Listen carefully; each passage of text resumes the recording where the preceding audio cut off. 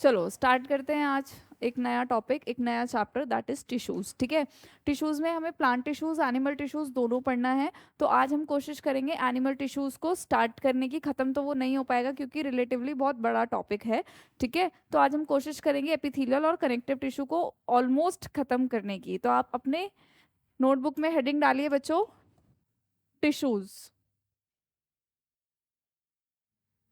चलो chapter start करते ही सबसे पहला सवाल ये आता है कि एक्चुअली में टिश्यू होता क्या है। ठीक है। तो अगर हम एक लेमैन लैंग्वेज में देखें तो सब यही बोलते हैं that a cluster of cell is known as tissue. ठीक है, सब यही बोलते हैं ना। तो क्या इतनी सी डेफिनेशन टिश्यू को प्रॉपरली डिफाइन करती है? नहीं नहीं तो बोल दिया, तो डेफिनेशन भी बताओ।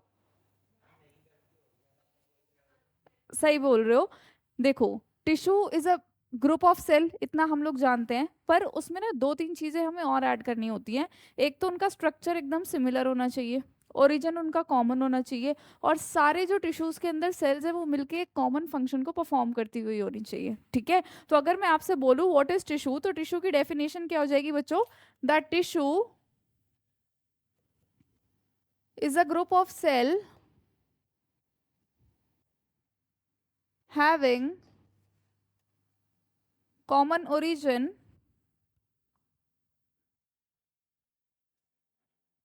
and performing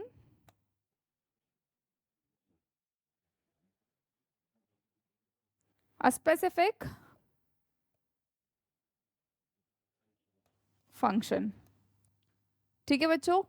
तो इस पर्टिकुलर डेफिनेशन में जो याद करने वाली चीज है वो क्या है कि एक तो उनका क्या होना चाहिए बच्चों, कॉमन ओरिजिन होना चाहिए, और वो क्या करती हुई होनी चाहिए बच्चों, एक स्पेसिफिक फंक्शन को परफॉर्म करनी चाहिए। तब हम उन ग्रुप्स ऑफ सेल्स को क्या बोल देंगे? टिश्यूज। ठीक है।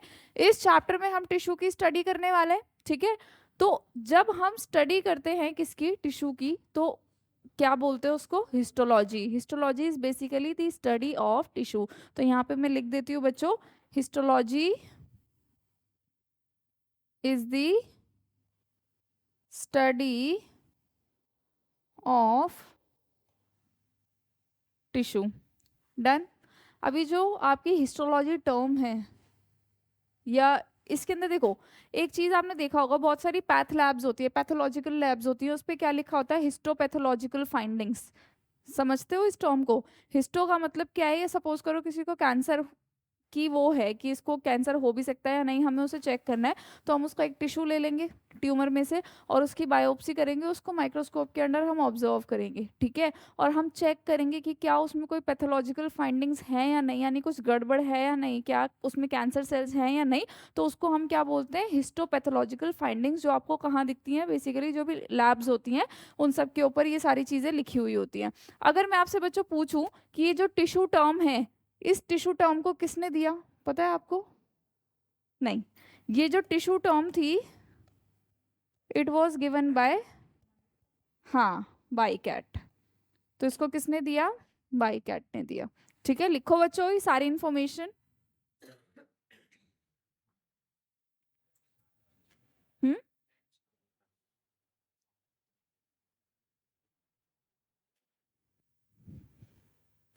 डाइवर्सिटी आप लोग जानते हैं थोड़ा बहुत, कि कितने different type of living forms हमारे अर्थ पे हैं। उन सबको जब हम पढ़ते हैं तो डाइवर्सिटी में पढ़ते हैं। ठीक है।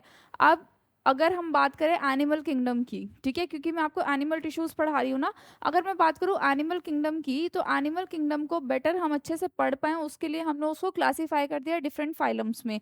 क्या आपको थोड़ा बहुत फाइलम्स का अंदाजा है? बिल्कुल, पॉरीफेरा, और फिर आता है आपका सिलेंटरेटा। तो जो पॉरीफेरा होते हैं वो सबसे सिंपल होते हैं, उनसे जो थोड़े कॉम्प्लेक्स होते हैं उसको हम किस में रखते हैं? सिलेंटरेटा में। तो जो बच्चों पॉरीफेरा वाले होते हैं, उस पॉरीफेरेंस में कौन होते हैं? वो ऑर्गेनिजम्स हम डालते हैं जिसके अंदर सेल्यूलर लेवल ऑफ ऑर्गेनाइजेशन है, यानी उसकी बॉडी किसकी बनी हुई है? सिर्फ सेल्स की। अभी वो सेल्स क्या नहीं बने?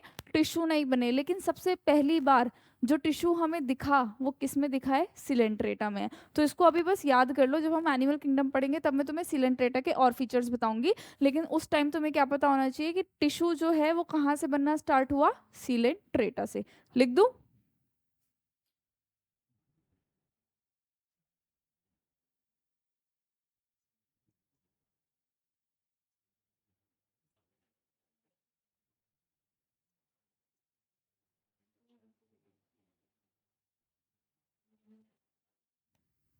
सीलेंटेरेटा।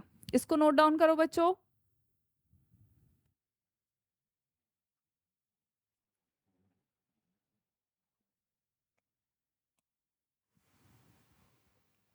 लिख लिया। चलो अब हम बात करते हैं बच्चों एनिमल टिश्यूज की। तो एनिमल में कितने टाइप्स ऑफ टिश्यूज होते हैं बच्चों, बताओ। एनिमल टिश्यूज की क्लासिफिकेशन याद है आपको? सही बोल रहे हो, बोलो। एपिथेलियल टिश्यू, दूसरा कनेक्टिव टिश्यू, मस्कुलर टिश्यू, और फिर है आपका नर्वस टिश्यू। ठीक है, ये चार, मतलब कोई भी एनिमल होगा उसमें बेसिक ये ही चार टाइप के टिश्यूज होंगे। ठीक है, अब हम जब भी इसको पढ़ेंगे तो हमेशा सीक्वेंस में पढ़ेंगे। पहले एपिथेलियल पढ़ेंगे, कनेक्टिव पढ़ेंगे, मस्कुलर पढ़ेंगे, नर्वस पढ़ेंगे। क्योंकि बच्चों जब हम इस डायरेक्शन में जा रहे हैं, यानी जब हम एपिथेलियल से नर्वस की डायरेक्शन में जा रहे हैं, तो हो क्या रहा है, epithelial is the simplest tissue और नर्वस टिश्यू जो है वो सबसे ज्यादा कॉम्प्लेक्स टिश्यू है। तो जब हम एपिथेलियल से नर्वस टिश्यू की तरफ जा रहे हैं तो हम कैसे जा रहे हैं बच्चों, हम सिंपल से कॉम्प्लेक्स की तरफ जा रहे हैं। पहली चीज तो ये। दूसरी चीज ये बच्चों, आप याद करो मैंने आपको सेल साइकिल पढ़ाया, उसमें मैंने आपको बताया था कि बहुत सारी सेल्स जो होती हैं वो जी नॉट फेज में चली जाती हैं, यानी अब वो डिवाइड नहीं करेंगी। ठीक है, और वो जब डिवाइड नहीं करेंगी तो फिर वो क्या करेंगी, कुछ स्पेसिफिक फंक्शन को परफॉर्म करेंगी। ठीक है, अब आपको इतना तो पता ही है, क्लास 9th में हमने पढ़ा है कि जो एपिथेलियल टिश्यू है वो बेसिकली कवरिंग बनाता है, या तो बॉडी के बाहर की कवरिंग या बॉडी के अंदर की कवरिंग। किससे बनी है, एपिथेलियल टिश्यू से। अब एपिथेलियल टिश्यू एक ऐसा टिश्यू है जो सबसे ज्यादा वियर टीयर सहता है। हम चल रहे हैं, फिर रहे हैं, कट लग रहा है, कुछ भी हो रहा है, लेकिन ऐसा तो नहीं है कि एपिथेलियल टिश्यू बिल्कुल खत्म हो जाएगा और मुझे मेरी हड्डियां दिखने लगेंगी, मसल दिखने लगेंगे, ऐसा कुछ नहीं होता। इसका मतलब कि जो एपिथेलियल टिश्यू होता है इसकी सेल्स किसकी पावर रखती हैं, रीजनरेशन की, डिवीजन की। यहाँ पे फास्टेस्ट डिवीजन होता है। लेकिन यहीं अगर कोई गोली मार दे किसी को और किसी की स्पाइनल कॉर्ड या ब्रेन टिश्यू डैमेज हो जाए, तो क्या वो जल्दी रिकवर करेगा, नहीं करेगा। वो एक लॉन्ग टर्म तक हो सकता है पैरालिसिस, कोमा, या मर भी जाए। क्यों, क्योंकि यहाँ पे जो सेल्स होती हैं ये कॉम्प्लेक्स हैं बच्चों, ये स्पेसिफिक फंक्शन परफॉर्म कर रही हैं और इनके पास डिवीजन की कैपेसिटी नहीं है। समझ में आया? अब अगर मैं आपसे पूछूं कि डिवीजन करने के लिए एनिमल के पास एक स्पेशल ऑर्गेनल होता है ना, जहाँ से स्पिंडल फाइबर्स आते हैं, क्या है वो, सेंट्रियोल।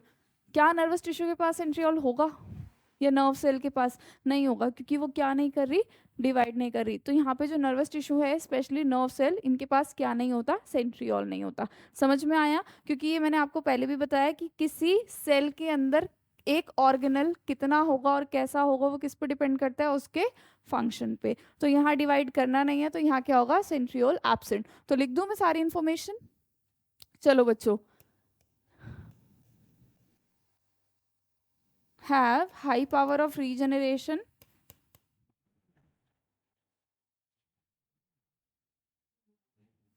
और वो जो नर्वस टिश्यू होता है, स्पेशली बच्चों में यहाँ पे नर्व सेल की बात कर रही हूँ,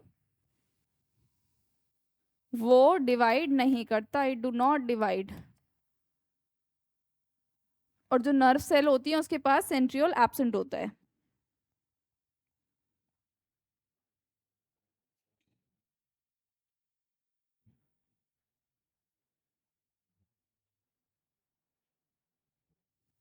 क्लियर है बच्चों? तो जब भी पढ़ेंगे हम इसको बिल्कुल ऐसे ही सीरीज में पढ़ने वाले हैं। चलें आगे।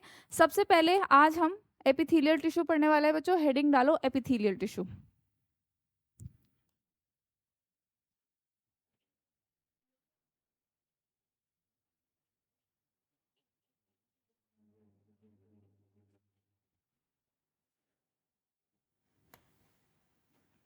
ठीक है, तो जो एपिथेलियल टिश्यू होता है बच्चों, ये क्या करता है, मैंने आपको पहले भी बताया था कि ये कवरिंग बनाता है, या तो बॉडी के बाहर की कवरिंग या अंदर की कवरिंग।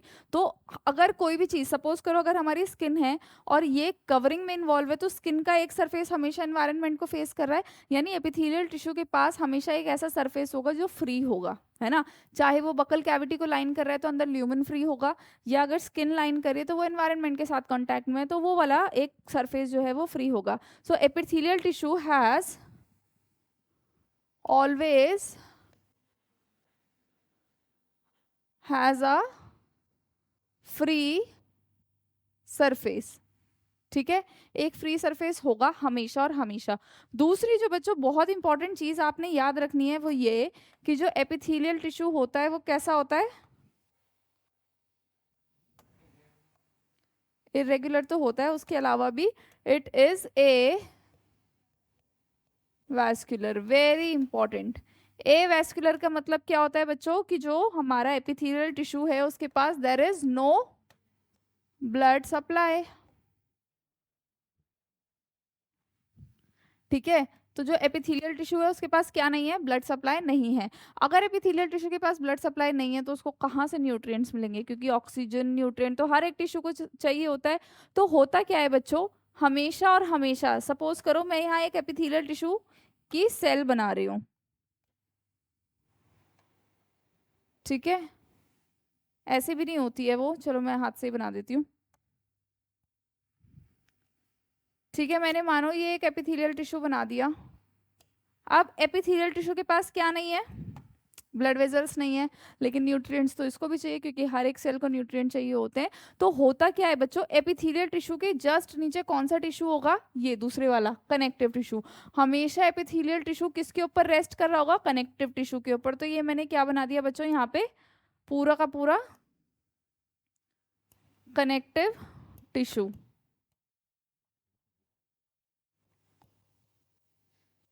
इस कनेक्टिव टिश्यू के अंदर क्या होंगी बच्चों,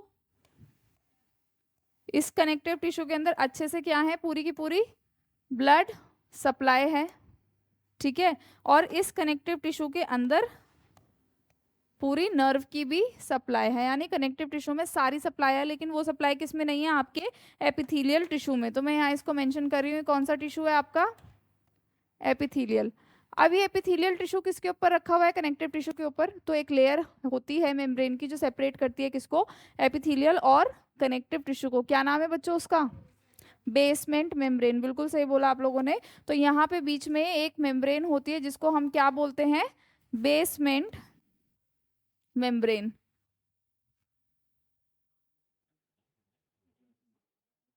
बेसमेंट मेम्ब्रेन का काम बताओ बच्चों, फंक्शन। देखो हाँ, जो भी न्यूट्रिएंट्स है वो इधर है ना कनेक्टिव टिश्यू में, और उसको एपिथेलियल टिश्यू तक पहुंचना है। इसका मतलब ये बेसमेंट मेम्ब्रेन क्या शो करती है, डिफ्यूजन शो करती है। ठीक है, और ये दूसरा ये सपोर्ट भी प्रोवाइड कर रही है एपिथेलियल टिश्यू को। तो मैं यहाँ पे लिख देती हूँ that epithelial tissue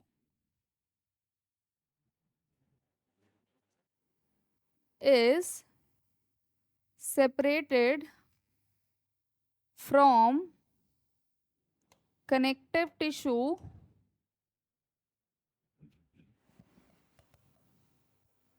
by a basement membrane। ठीक है, पहले इसको नोट डाउन करो इतनी इंफॉर्मेशन।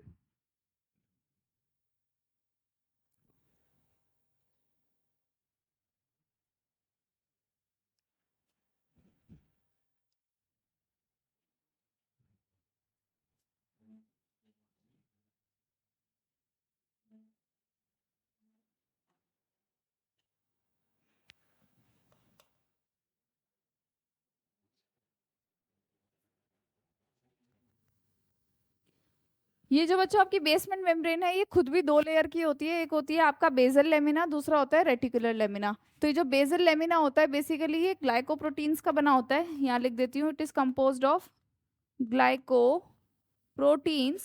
और ये जो रेटिकुलर लेमिना है ये किसकी बनी होती है, फाइबर्स की। ठीक है, लिखो इसको, ऐड करो।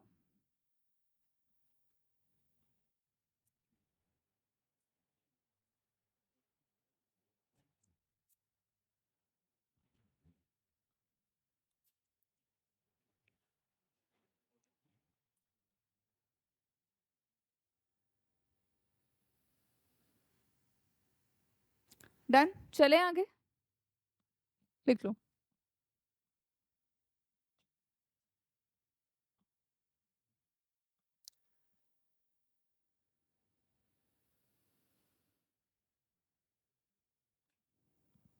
हो गया, ठीक है।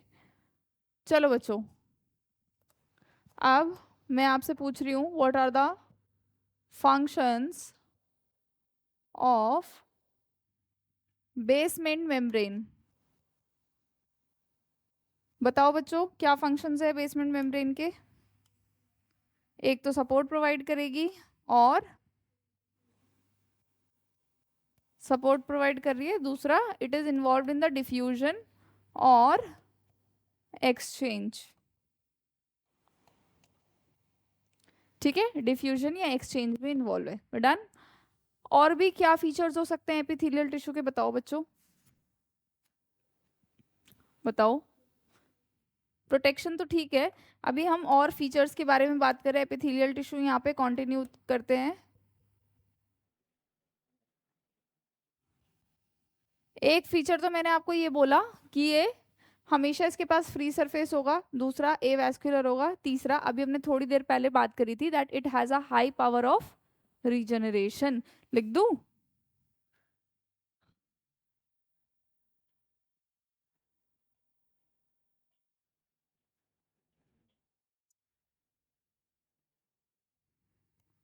रीजनरेशन कर सकता है, सेल्स इसकी बहुत ज्यादा डिवाइड कर सकती हैं। ठीक, लिखो इसको बच्चों। ये एपिथेलियल टिश्यू कंटिन्यू हो गया यहाँ से।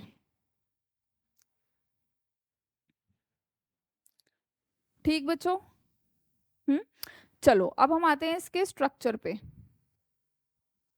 अगर मैं तुम्हें इसका स्ट्रक्चर बताऊं तो एपिथेलियल टिश्यू क्या कर रहा है बच्चों, ये आउटर या इनर लाइनिंग बना रहा है, तो इसका मतलब किसी ना किसी तरीके से मेरी बॉडी को प्रोटेक्ट कर रहा है। ठीक है, अगर मैं बोलूं तुम्हें कि तुम लोग मुझे प्रोटेक्ट करो, तो तुम ऐसे हाथ खोल के खड़े होगे या एक के बाद एक ऐसे लग जाओगे कि बिल्कुल कोई एंटर ना कर पाए? किसी को एंट्री करने नहीं दोगे ना, एकदम चिपक के खड़े हो जाओगे ना। इसका मतलब अगर किसी टिश्यू को प्रोटेक्शन करनी है तो क्या वो सेल दूर दूर होनी चाहिए, एकदम पास पास पास पास होनी चाहिए? पास होनी चाहिए। तो इसका मतलब कि जो एपिथेलियल टिश्यू होती है, इसकी सेल्स के अंदर क्या नहीं होता, सेल्स के बीच में कोई भी इंटरसेल्यूलर स्पेस नहीं होता है, and cells are tightly packed. समझ में आया? तो इसके स्ट्रक्चर में पहली चीज लिखो कि जो एपिथेलियल टिश्यू होता है उसकी cells are tightly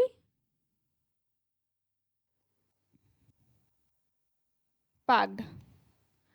tightly pack होने की वजह से इंटरसेल्यूलर स्पेसेस कैसे हो गए बच्चों? Intercellular space are absent. अगर बच्चों बीच में कोई स्पेस ही नहीं है तो मैट्रिक्स भी नहीं होगा इंटरसेल्यूलर। ठीक है, तो मैं यहाँ थर्ड लिख देती हूँ, inter cellular matrix is negligible. होता ही नहीं है, होगा तो बहुत ही माइनर होगा। ठीक,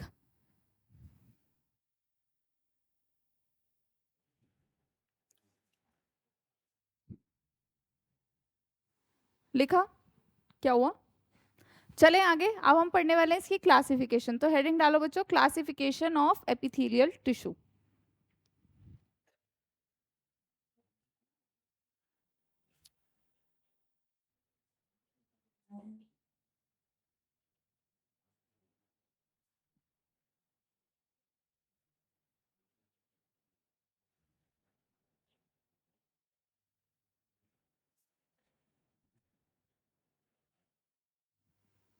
याद है? सिंपल और स्ट्रेटिफाइड बेस्ड ऑन, देखो एपिथेलियल टिश्यू को मेजोरिटी में हमने दो कैटेगरी में डिवाइड कर दिया, दैट इज सिंपल एपिथेलियम और कंपाउंड एपिथेलियम, या फिर इसी को ही हम क्या बोलते हैं बच्चों, स्ट्रेटिफाइड एपिथेलियम। ठीक है, सिंपल का मतलब क्या और कंपाउंड का मतलब क्या है बच्चों? Single layer. ठीक है, तो अगर बच्चों हमने पर्पल कलर से बेसमेंट मेम्ब्रेन बनाई थी ना, ये रही मेरी बेसमेंट मेम्ब्रेन, यहाँ पे ये रही मेरी बेसमेंट मेम्ब्रेन। ठीक, अगर इस बेसमेंट मेम्ब्रेन के ऊपर सिर्फ कितनी लेयर ऑफ सेल है बच्चों? सिंगल लेयर ऑफ सेल है, तो वो कौन सी एपिथीलियम है मेरी? Simple epithelium. ठीक है, लेकिन इस बेसमेंट मेम्ब्रेन के ऊपर मल्टीपल लेयर्स ऑफ सेल है, तो ये कौन सी एपिथीलियम है? कंपाउंड या फिर स्ट्रैटिफाइड। ठीक है, तो ये कौन सी है? कंपाउंड या stratified epithelium. It consist of multiple layers of cells. ठीक, ये तो सिंपल चीज हो गई। अगर मैं आपसे पूछूं कि प्रोटेक्शन में कौन इन्वॉल्व होगी, सिंपल एपिथीलियम और कंपाउंड एपिथीलियम? क्यों बच्चों, सिंपल क्यों नहीं? एक ही लेयर से बनी है, अगर वो लेयर डिस्टर्ब हो गई तो फिर कैसे प्रोटेक्शन होगी? तो जो प्रोटेक्शन के लिए इन्वॉल्व होती है वो कौन होती है यहाँ पे? Compound epithelium. तो इसका फंक्शन क्या हो गया बच्चों? प्रोटेक्शन। ठीक है, इसका फंक्शन तो सिंपल था। अगर मैं आपसे पूछूं कि मुझे सिंपल एपिथीलियम का फंक्शन बता दो। Diffusion, very nice. देखो सिंपल एपिथीलियम कैसी है? पतली सी लेयर है, तो जहां पे भी चीजों का एक्सचेंज होना है वहां कौन सी एपिथीलियम मिलेगी? सिंपल। जहां किसी चीज को फिल्टर करना है, फिल्टर का मतलब होता है छानना है, तो कौन सी मिलेगी? Simple epithelium. तो यहाँ इसके फंक्शंस क्या क्या हो जाएंगे बच्चों? डिफ्यूजन, फिल्ट्रेशन, और डिफ्यूजन हो गया, फिल्ट्रेशन हो गया, और सिक्रीशन, या फिर एब्जॉर्प्शन। वो सब कौन कराएंगे? आपकी सिंपल एपिथीलियम। लिखो बच्चों इसको।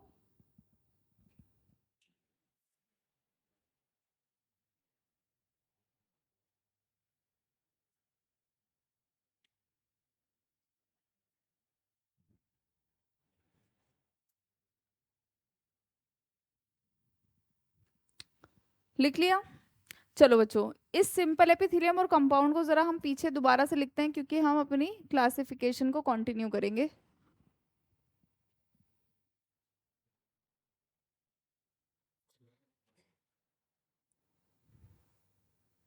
आप देखो, आपको टाइप्स ऑफ सिंपल एपिथेलियम भी पता है।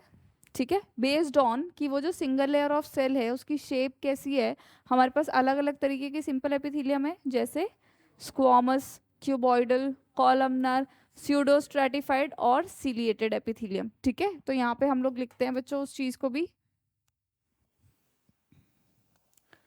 चलो बताओ कौन कौन सी है बच्चों? सबसे पहले स्क्वामस एपिथेलियम होती है हमारे पास, then we have cuboidal, then columnar, then ciliated, और सिलिएटेड में दोनों हो सकती हैं, क्यूबॉइडल भी और कॉलमनर भी,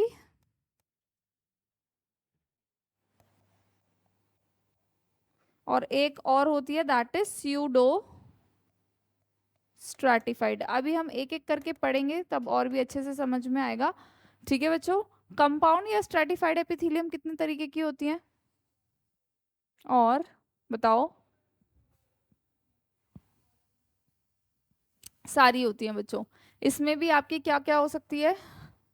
स्क्वामस हो सकती है, क्यूबॉइडल हो सकती है, कॉलमनर हो सकती है। ठीक है, तो इसमें भी मल्टीपल टाइप्स की हो सकती हैं। ठीक,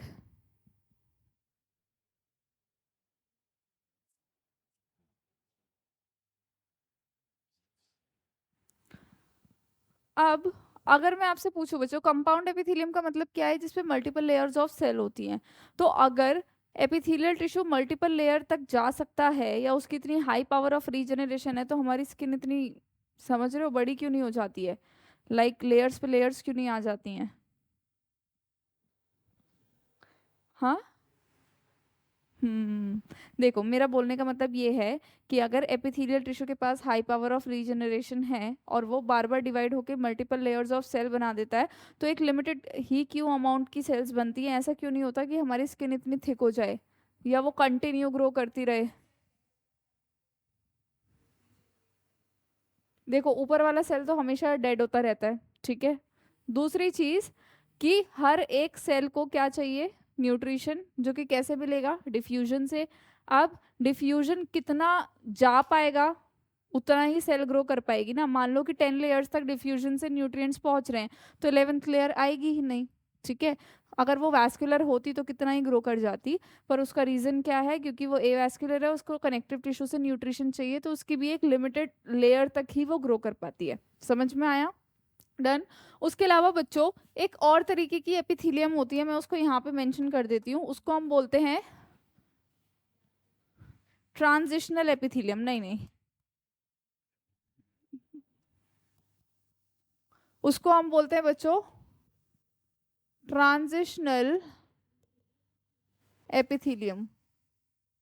ग्लैंडुलर पढ़ाऊंगी, अलग से पढ़ाऊंगी, ठीक है। तो ट्रांजिशनल एपिथीलियम बच्चों कहाँ पे प्रेजेंट होती है, किडनी में। सही बोल रहे हो तुम। ट्रांजिशनल एपिथीलियम ना एकदम ऐसी होती है, लाइक वो ना रबड़ की तरह इलास्टिक होती है, वो खिंच सकती है फिर अपनी नॉर्मल पोजीशन पे आ सकती है, ठीक है। तो ये कहाँ होगी, जो भी हमारा यूरोजेनाइटल ट्रैक्ट होता है ना, यानी कि जहाँ पे भी वो जाना होता है, यूरिन जाना होता है, वहाँ पे स्ट्रेचिंग की जरूरत होती है। तो जहाँ जहाँ स्ट्रेचिंग की जरूरत है वहाँ पे कौन सी एपिथीलियम मिलती है आपको, ट्रांजिशनल एपिथीलियम। क्योंकि ये पूरे आपके यूरिनरी ट्रैक्ट में होती है, इसीलिए इसका दूसरा नाम क्या है, यूरो एपिथीलियम, ठीक है। इसको और ऐड कर लो यूरो एपिथीलियम को। चलो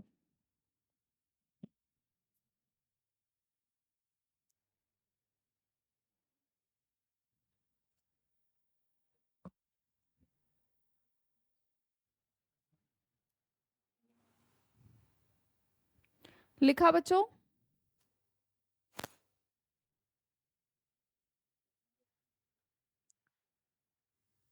डन। चलो अब हमें क्या करना है बच्चों, आज की क्लास में squamous cuboidal columnar, ciliated cuboidal, ciliated columnar, pseudo stratified, ये पढ़ना है।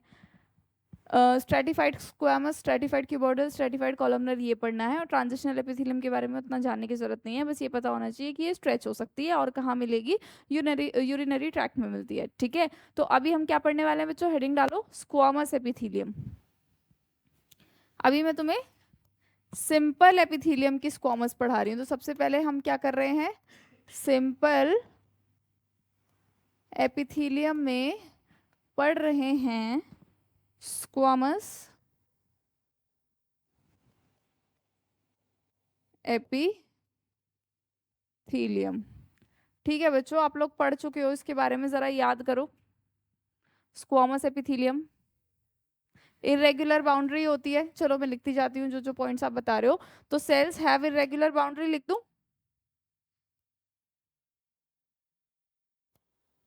और हम्म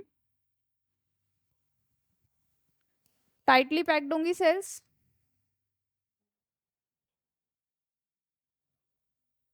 और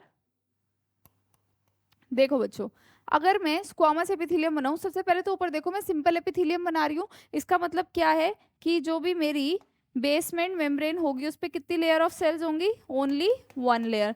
तो जो स्क्वामस एपिथेलियम होती है वो कुछ कुछ ऐसी होती है। ऐसी कैसी, अभी बताती हूँ।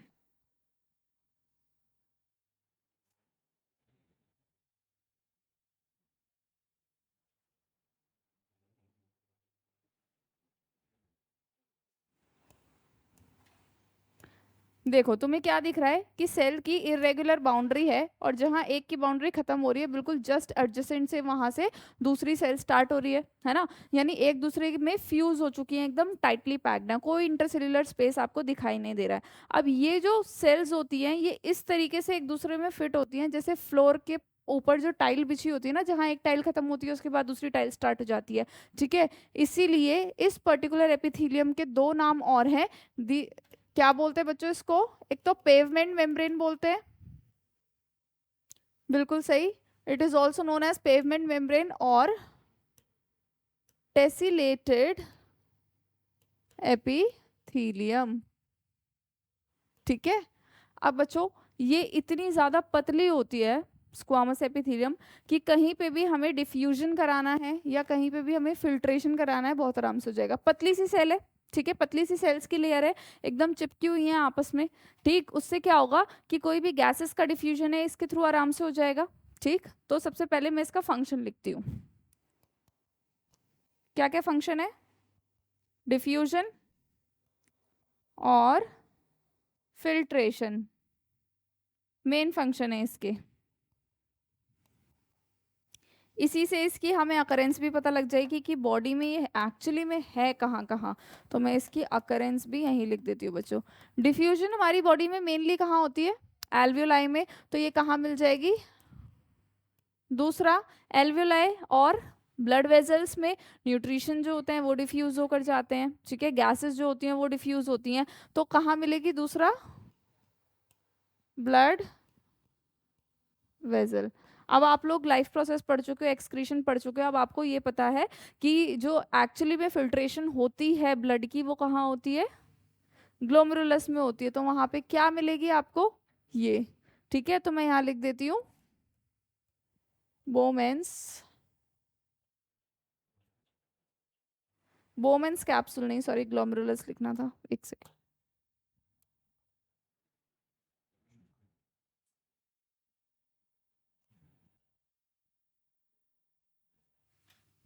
ठीक है। तो ये तीन जगह तो आपको अच्छे से याद होनी चाहिए बच्चों कि यहाँ पे ये मिलने ही वाली है, ठीक। हम्म। अगर मैं आपसे पूछूं कि क्या ये सिंपल स्क्वामस एपिथेलियम मेरी प्रोटेक्शन कर लेगी? नहीं। कहाँ करेगी? पतली सी सेल है तो it is not involved in protection. तो मैं यहाँ पे एक नोट डाल देती हूँ कि जो सिंपल स्क्वामस एपिथेलियम होती है इट इज नॉट इन्वॉल्व्ड इन, क्या सभी को समझ आ रहा है? बच्चों, ये तो उतना डिफिकल्ट नहीं लग रहा होगा।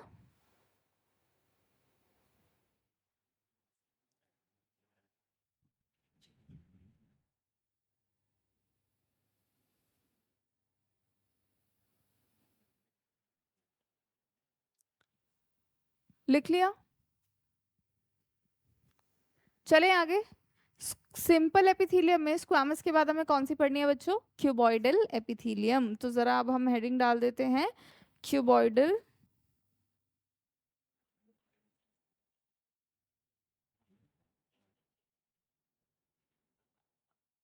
क्या मतलब है बच्चों क्यूबॉइडल एपिथेलियम का? क्यूबॉइडल एपिथेलियम का बिल्कुल सेम, कि ये बेसमेंट मेम्ब्रेन के ऊपर जो सेल्स होंगी वो कैसी होंगी? Cube like. अब क्यूब लाइक सेल्स होंगी और उनका न्यूक्लियस कहाँ होगा? एकदम सेंटर में। तो मैं यहाँ पे पूरा इसका डायग्राम बना देती हूँ।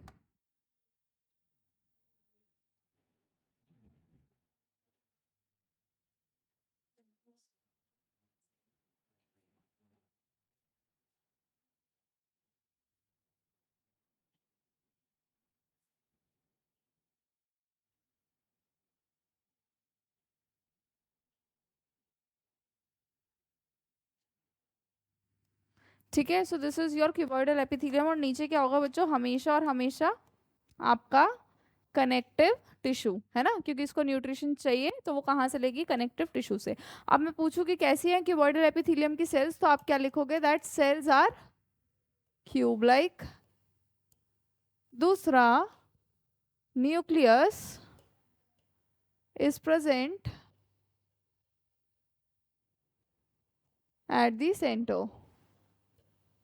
ठीक बच्चों, क्या फंक्शन है इसका? सिक्रीशन और एब्जॉर्प्शन। तो कहीं पे भी सिक्रीशन होना है किसी चीज का, किस चीज का होगा सिक्रीशन? सलाइवरी ग्लैंड्स में सलाइवा का होना है, और थायराइड ग्लैंड में थायरॉक्सिन का होना है, थायराइड फॉलिकल में प्रेजेंट होते हैं। तो बच्चों सिक्रीशन किसी भी चीज का हो सकता है, या तो हॉर्मोन्स का भी हो सकता है, ठीक है, या फिर दूसरा सिक्रीशन हो सकता है सलाइवा, डाइजेस्टिव जूस, या मतलब बहुत सारी सिक्रीशंस होती हैं बॉडी में। यहाँ से कौन सी आती है वो मैं बताऊंगी, ठीक है, बिल्कुल। तो यहाँ पे मैं क्या लिखूं? इसका फंक्शन क्या है बच्चों? पहला, एब्जॉर्प्शन। दूसरा, सिक्रीशन। ठीक है।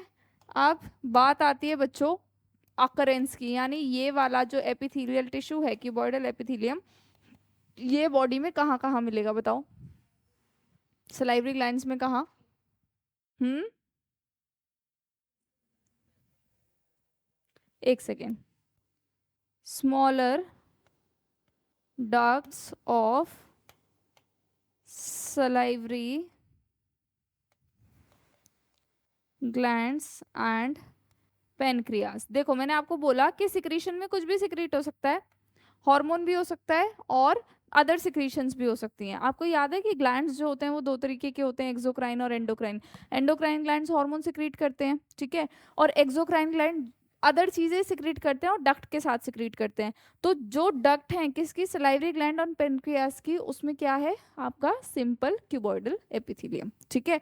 दूसरी चीज बच्चों विच इज वेरी इंपॉर्टेंट, मैं यहाँ उसको लिखूंगी कि वो आपको याद ही रखना है, दैट जो क्यूबॉइडल एपिथेलियम होती है इट फॉर्म्स जर्मिनल एपिथेलियम। क्या मतलब है बच्चों जर्मिनल एपिथेलियम का? सपोज करो ये मैंने ओवरी बनाई है यहाँ पे, ठीक है, ये कोई भी ओवरी है, तो इसके अंदर क्यूब लाइक सेल्स होंगी और इन्हीं क्यूब लाइक सेल्स से डिवाइड हो के क्या बनेगा? ओवम। सिमिलरली टेस्टिस अगर हो तो टेस्टिस के अंदर भी कुछ ऐसी क्यूब लाइक सेल्स होंगी, ऐसे तो नहीं होती हैं वो, ऑब्वियस सी बात है, बट मैं तुम्हें बता रही हूँ, ठीक है। तो यहाँ पे ओवरी में और टेस्टिस में, चलो मैं तुम्हें बता ही देती हूँ अगर इतना बता रही हूँ तो, टेस्टिस को अगर वो करके देखें ना, सेक्शन देखें तो कुछ इस तरीके के स्ट्रक्चर्स प्रेजेंट होते हैं, ठीक है, सेमिनिफेरस ट्यूब्यूल्स, उसमें इस तरीके से क्यूबॉइडल सेल्स होती है और यहीं पे स्पर्म्स बनते हैं, ठीक है। तो इनकी डिवीजन होती रहती है और स्पर्म्स बनते हैं। तो जर्मिनल एपिथेलियम का काम क्या है बच्चों? टेस्टिस और ओवरीज में वो क्या करवा रही है? It leads to the formation of gametes, ठीक है। तो इसलिए हम इसको क्या बोलते हैं? जर्मिनल एपिथेलियम, ठीक, लिखो। उसके अलावा अभी थायराइड की बात भी कर रहे थे ना, तो जो थायराइड होता है उसकी फॉलिकल्स में भी ये प्रेजेंट होते हैं, थायराइड फॉलिकल्स क्यूबॉइडल एपिथेलियम मिलेगी वहां पे।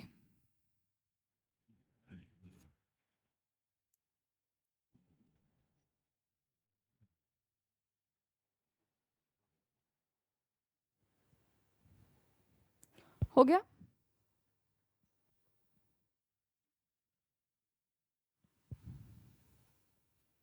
क्यूबॉइडल के बाद कौन सी पढ़ेंगे बच्चों? कॉलमनर, लिख लो पहले।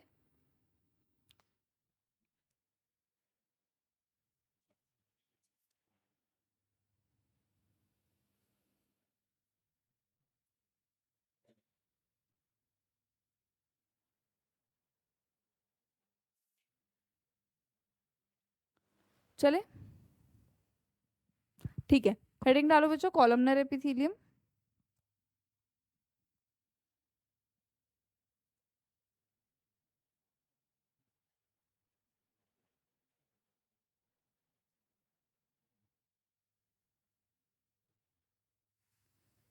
चलो अब हम बनाते हैं बच्चों डायग्राम कॉलमनर एपिथेलियम का। कैसी सेल्स होंगी? पिलर लाइक टॉल सेल्स होंगी, बिल्कुल, और उसका न्यूक्लियस कहाँ होगा? बेस पे, तो यहाँ पे न्यूक्लियस प्रेजेंट होगा। तो ऐसे बेसमेंट मेम्ब्रेन पे ऐसे टॉल पिलर लाइक सेल्स होंगी और न्यूक्लियस होगा बेस पे, ठीक है। पूरा अब उसको कंप्लीट नहीं बना रहे, और नीचे क्या है बच्चों? यहाँ पे हमारा कनेक्टिव टिश्यू। तो मैं इसके कैरेक्टरिस्टिक्स लिखती हूँ बच्चों, that tall pillar like cells हैं और न्यूक्लियस कहाँ पे है?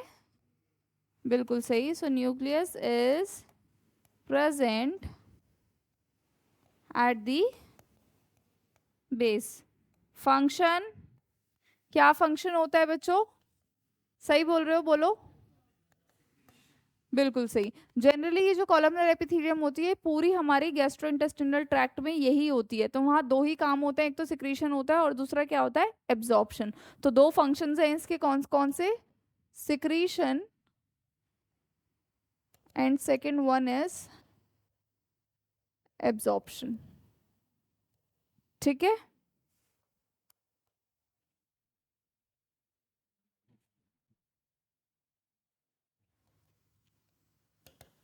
अकरेंस कहाँ कहाँ मिलेगी बच्चों? स्मॉल इंटेस्टीन में, स्टमक में, है ना? तो पूरा ही लिख देती हूँ उसी में। तो यहाँ पे मैं लिख देती हूँ स्मॉल इंटेस्टीन हो गया और आपका स्टमक हो गया। स्टमक में जो गॉबलेट सेल्स होती हैं जो सिक्रीट करती हैं क्या? म्यूकस। तो वो सब यही है। ठीक।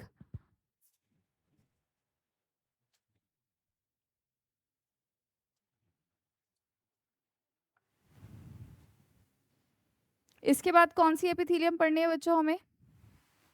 चलो आते हैं हम लोग अपनी क्लासिफिकेशन पे दोबारा। ये देखो, स्क्वामस एपिथेलियम पढ़ ली, ठीक है। थिन फ्लैट लाइक सेल्स होती हैं, पेवमेंट मेम्ब्रेन या टेसिलेटेड मेम्ब्रेन बोलते हैं। आपने क्यूबॉइडल एपिथेलियम पढ़ ली, क्यूब लाइक सेल्स प्रेजेंट होती है। कॉलमनर एपिथेलियम पढ़ ली, टॉल पिलर लाइक सेल्स है और न्यूक्लियस पे, जो न्यूक्लियस है वो कहाँ पे है? बेस पे। अब कौन सी बची है हमारी? सीलिएटेड।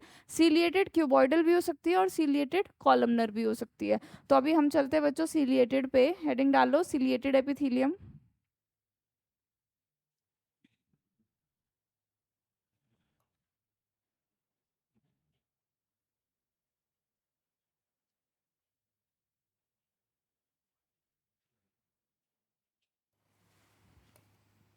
तो सीलिएटेड आपकी क्यूबॉइडल भी हो सकती है और कॉलमनर भी हो सकती है।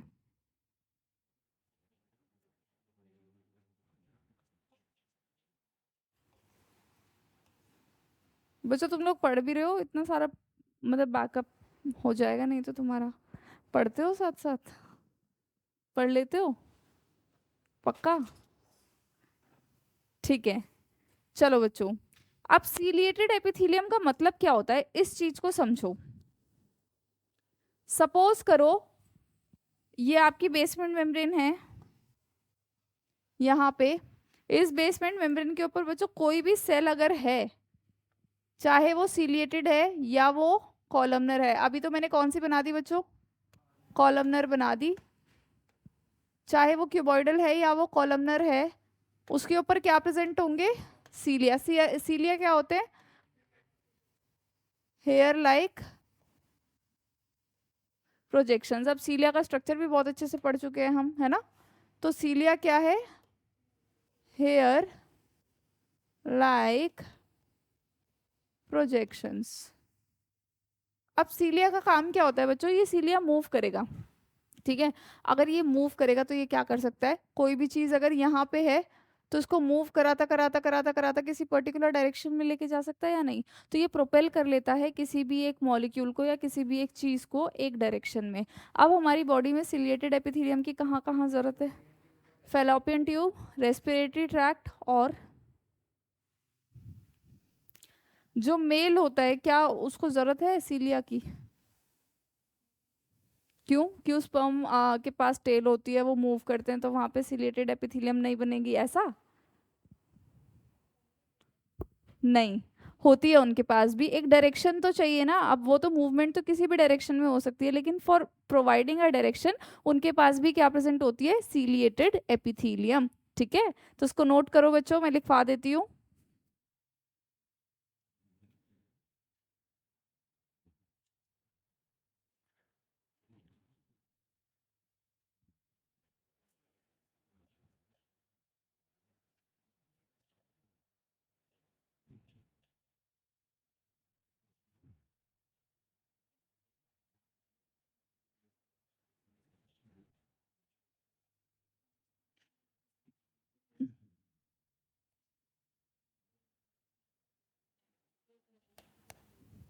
ठीक।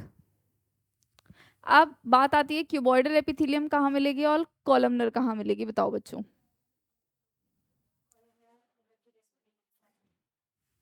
पक्का? देखो रेस्पिरेटरी ट्रैक्ट में तो दोनों ही मिलेंगी। ट्रेकिया डिवाइड होता है तो क्या बनती है? ब्रोंकाई। फिर क्या बनता है? ब्रोंक्यूल्स। तो जनरली जो ब्रोंक्यूल्स होती हैं उनमें ये मिलती हैं, ठीक है। मैं लिखवा देती हूँ आपको।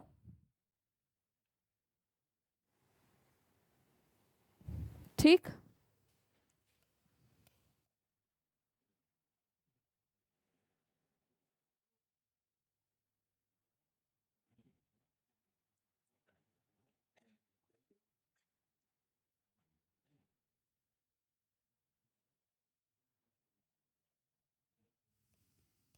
अभी मैंने ट्रेकिया और ब्रोंका यहाँ पे नहीं लिखा है, इस चीज को देख लेना।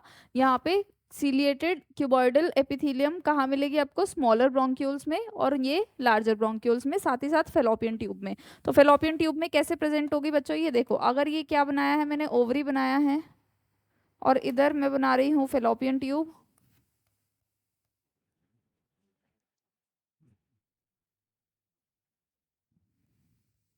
ऐसी होती है ना फेलोपियन ट्यूब, ठीक है।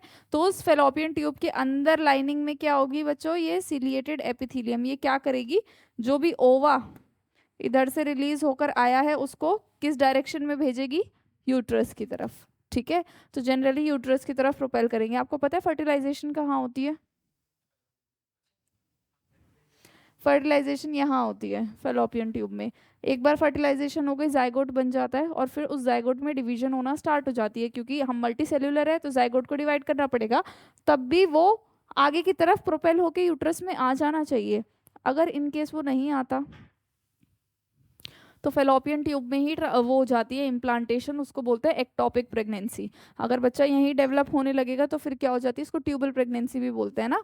तो वो क्या हो जाएगी? ट्यूब फट जाएगी, ठीक। तो वो थोड़ा सा केस बेकार होता है, लिख लो इसको। हम्म। हाँ, एक लेयर होती है उसके ऊपर ना, जायगोट के ऊपर पढ़ोगे तुम जब रिप्रोडक्शन इन एनिमल्स पढ़ोगे।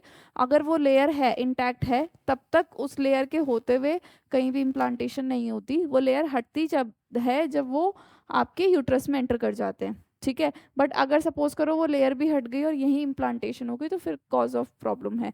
पहले के टाइम पे इतना नहीं होता था, बट अब क्या है ना, ट्यूबल प्रेगनेंसी और एक्टोपिक प्रेगनेंसी के केसेस बहुत बढ़ रहे हैं। पहले के टाइम पे उतना नहीं हुआ करता था,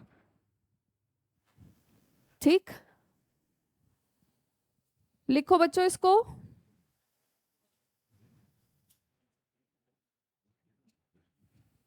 सुना था कभी ऐसा? नहीं, अच्छा ओके। ठीक बच्चों, इसके बाद सिलिएटेड एपिथेलियम के बाद कौन सी एपिथेलियम पढ़ेंगे? देखो इधर, स्यूडो स्ट्रैटिफाइड। स्यूडो का क्या मतलब होता है? फॉल्स। स्ट्रैटिफाइड का मतलब मल्टीपल लेयर्स। तो इसका मतलब ऐसी एपिथेलियम जो दिख रही है कैसी? कि वो स्ट्रैटिफाइड है लेकिन वो नहीं है, ठीक है। इसका मतलब ये है, मैं यहाँ हेडिंग डाल रही हूँ बच्चों, स्यूडो स्ट्रैटिफाइड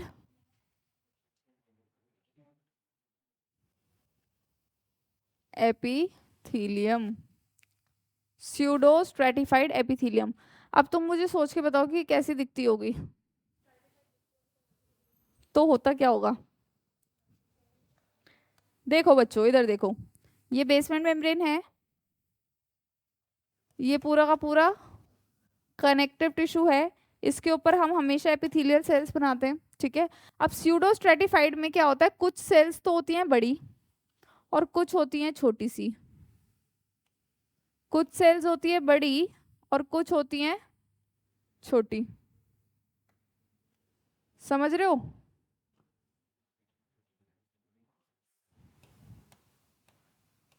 अब कोई माइक्रोस्कोप में इसको ऑब्जर्व कर रहा है तो उसको क्या दिखेगा? कि जो छोटी वाली सेल है वो तो कहाँ है? बेसमेंट मेम्ब्रेन से चिपकी हुई है, और उसके ऊपर एक और बड़ी वाली सेल्स की लेयर है। पर एक्चुअली में क्या है बच्चों, मेरे को कैसे पता लगा ये स्यूडो स्ट्रेटिफाइड है? मैं कैसे बोलूंगी स्ट्रेटिफाइड है या नहीं है? देखो, ये जो छोटी वाली सेल है ये भी बेसमेंट मेम्ब्रेन से चिपकी हुई है, और जो बड़ी वाली सेल है वो भी बेसमेंट मेम्ब्रेन से चिपकी हुई है। हाँ, उसके पास अपना अलग न्यूक्लियस है। अलग न्यूक्लियस होने के बावजूद अगर वो बेसमेंट मेम्ब्रेन से चिपकी हुई है, इसका मतलब वो सिंगल लेयर्ड है, इसके ऊपर नहीं है। समझ में आया? और ये जो छोटी सेल होती है इसको हम बोलते हैं बच्चों, बात नहीं, इसको हम बोलते हैं बेसल सेल। और ये जो बड़ी वाली सेल है इसको हम बोलते हैं एपिकल सेल। दीक्षा, क्या हुआ? आवाज आ रही है? ठीक है। तो ये दिख रही है कैसी, multi layered, but it is not. तो मैं लिख देती हूँ यहाँ पे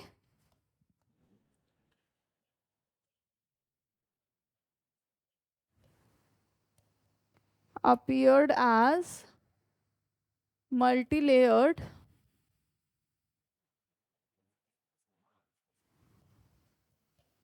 but it is not। ठीक है, दिखने में लग रही है मल्टीपल लेयर पर है नहीं।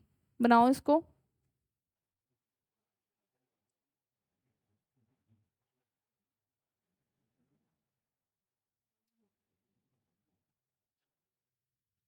ठीक है, अब ज्यादातर ना ये कॉलमनर सेल्स ही होती हैं जो ये शो करती हैं। अब दो केस हो सकते हैं, या तो इसके ऊपर सीलिया होगा या इसके ऊपर सीलिया नहीं होगा। सीलिया हुआ तो क्या नाम हो जाएगा, pseudo stratified ciliated columnar epithelium. अगर नहीं हुआ तो pseudo stratified non ciliated columnar epithelium. ठीक है, सिंपल है। तो मैं यहाँ पे लिख देती हूँ कॉलमनर सेल्स जो हैं वो, ठीक है, स्यूडो स्ट्रैटिफाइड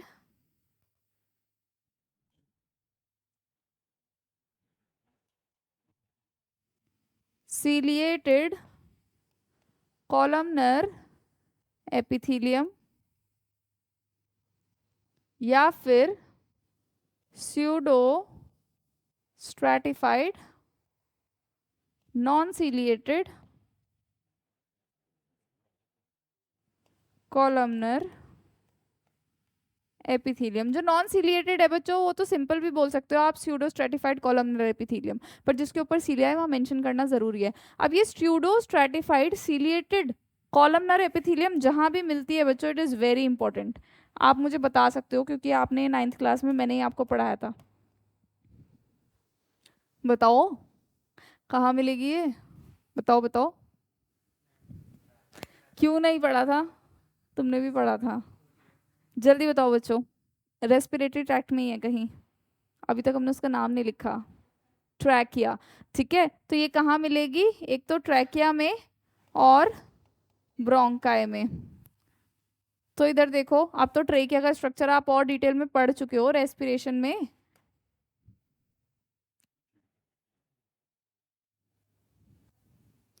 देखो, अगर मैं ट्रेकिया बना रही हूँ तो ट्रेकिया के ऊपर कैसी रिंग्स होती हैं बच्चों, ऐसे कार्टिलेजिनस रिंग्स ना। सपोज करो मैंने ऊपर से ट्रेकिया को कट कर दिया तो उसमें कैसी सेल्स होंगी, ऐसी। यानी कि ट्रेकिया मुझे ऐसा दिखेगा और उसके ऊपर क्या होगा, सेल्स के ऊपर सीलिया। अब यहाँ इसका फायदा, बिल्कुल सही। अब सपोज करो कि मैंने एक्सटर्नल नॉस्ट्रल से इंटरनल नॉस्ट्रल से कोई फॉरेन पार्टिकल आ गया है या डस्ट पार्टिकल आ गया है, वो डस्ट पार्टिकल्स यहाँ तक जब आएगा तो ये जो सेल्स होंगे इनका काम सिक्रीशन का भी होता है। अभी कॉलमनर एपिथेलियम सिक्रीशन करती है, अभी हमने देखा था। तो ये क्या सिक्रीट करेंगी बच्चों, म्यूकस। और वो म्यूकस इस फॉरेन पार्टिकल में क्या हो जाएगा, ऐसे पैक हो जाएगा, रैप हो जाएगा। और ये सीलिया क्या करेंगे बच्चों, ये मूव करेंगे फॉरवर्ड टू क्लियर म्यूकस, यानी कि हम इसको स्पिट आउट कर देंगे, बाहर कर देंगे। ठीक है, तो यहाँ पे किसका काम कर रही है, प्रोटेक्शन का। किसका काम कर रही है, प्रोटेक्शन का। It is a kind of immunity जो आपको प्रोवाइड की जा रही है। समझ में आया, पूछो।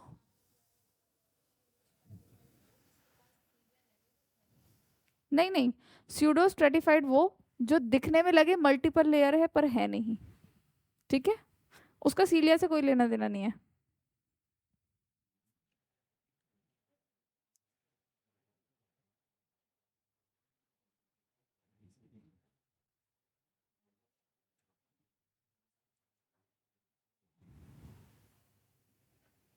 ठीक है बच्चों, चलें आगे। हमारी यहाँ पे सिंपल एपिथेलियम खत्म हो जाती है, किसके, पैरोटिड ग्लैंड लिख सकते हो, सलाइवरी ग्लैंड है एक तरीके का।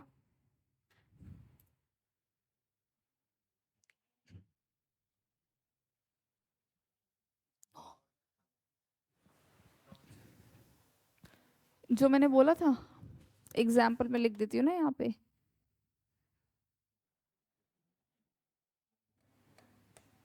Parotid gland. ठीक, क्या हुआ? पैरोटिड ग्लैंड जो होते हैं थ्री पेयर्स, वो sorry salivary gland three pair में होते हैं ना। सबलिंगुअल, सब मैक्सिलरी और पैरोटिड, तो वही है ये। ठीक है, कहाँ होता है ये? कान के आगे, आगे। ठीक है, यहाँ पे। ठीक, अब हम क्या पढ़ने वाले हैं बच्चों? कंपाउंड या फिर स्ट्रैटिफाइड एपिथीलियम। तो हेडिंग डालो।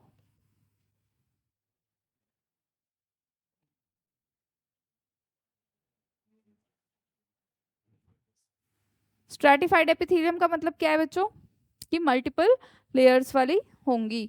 अब देखो, स्ट्रैटिफाइड एपिथेलियम की अगर हम बात करें तो हमें कौन कौन सी पढ़नी है? Squamous, stratified squamous, stratified cuboidal, stratified columnar. ठीक, तो अब सबसे पहले मैं तुम्हें क्या पढ़ाने वाली हूँ बच्चों? Stratified squamous epithelium.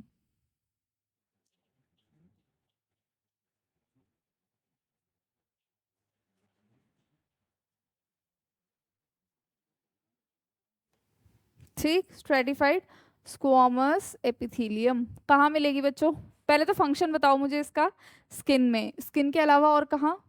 ये जो बकल कैविटी है ना, अंदर की लाइनिंग, वहां पे भी, क्योंकि बहुत वियर टियर जहाँ होगा वहां पे मुझे स्ट्रेटिफाइड मिलेगी। और स्ट्रेटिफाइड स्क्वामस कहाँ कहाँ मिलेगी बच्चों? It is found in skin या फिर इनर लाइनिंग ऑफ माउथ। ठीक है, फंक्शन क्या है इसका? मल्टीपल लेयर है बच्चों, तो प्रोटेक्शन करेगी। तो ये क्या कर रही है? प्रोटेक्शन। ठीक, सिंपल है, समझ में आया? अब ये जो आपकी स्ट्रेटिफाइड स्क्वामस एपिथेलियम है बच्चों, इसके भी दो टाइप्स हैं। कौन कौन से?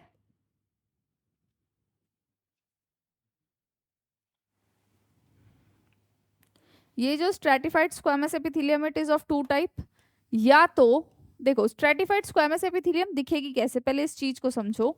ये आपकी बेसमेंट मेम्ब्रेन है, इसके नीचे क्या प्रेजेंट होगा? बहुत सारा, बिल्कुल सही, बहुत सारा कनेक्टिव टिश्यू है। ठीक है, अब ऊपर क्या होंगी? सेल्स प्रेजेंट होंगी। ठीक है, मल्टीपल लेयर्स में सेल्स प्रेजेंट होंगी। यहाँ पे multiple layer of cells present है, कोई प्रॉब्लम नहीं है।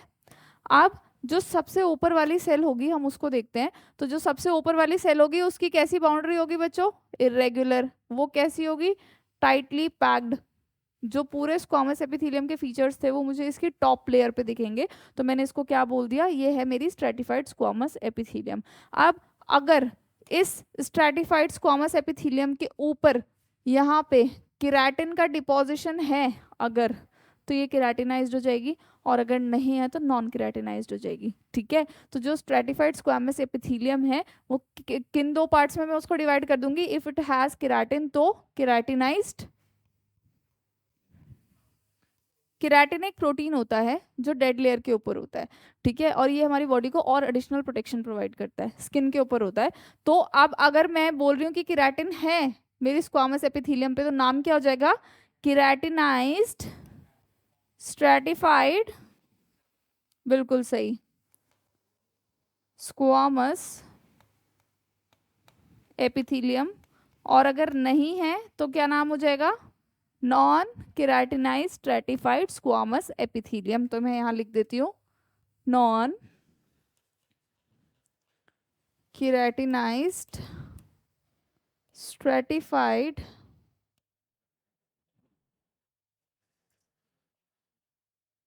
squamous epithelium. लिखो इसको।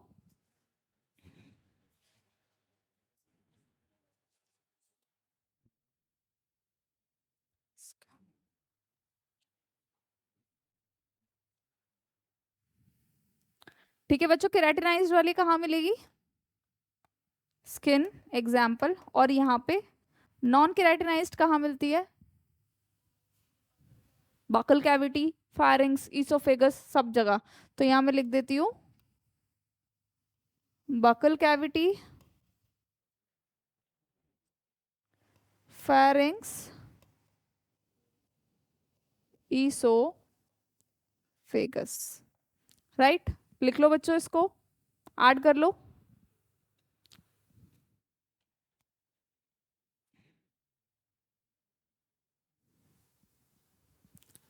हो गया, चले आगे। अच्छा, स्ट्रैटिफाइड स्क्वैमस एपिथेलियम के बाद कौन सी पढ़नी है हमें? Stratified cuboidal epithelium. चलो, सेकंड हमें पढ़नी है बच्चों स्ट्रैटिफाइड क्यूबॉइडल एपिथेलियम। तो स्ट्रैटिफाइड क्यूबॉइडल एपिथेलियम कैसे दिखेगी बच्चों? ये अगर बेसमेंट मेम्ब्रेन है तो इसके ऊपर बहुत सारी लेयर्स ऑफ सेल्स होंगी, बहुत सारी लेयर्स ऑफ सेल होंगी, और जो सबसे ऊपर वाली होगी वो कैसी होगी? क्यूबॉइडल। ठीक है, और मुझे कहाँ मिलेगी ये क्यूबॉइडल एपिथेलियम? सिंपल क्यूबॉइडल कहाँ थी?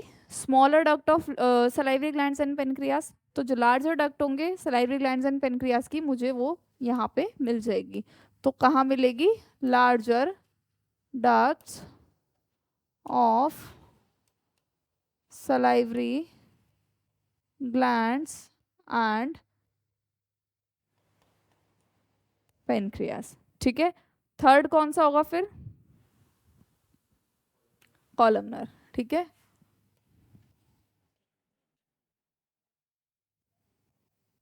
स्ट्रेटिफाइड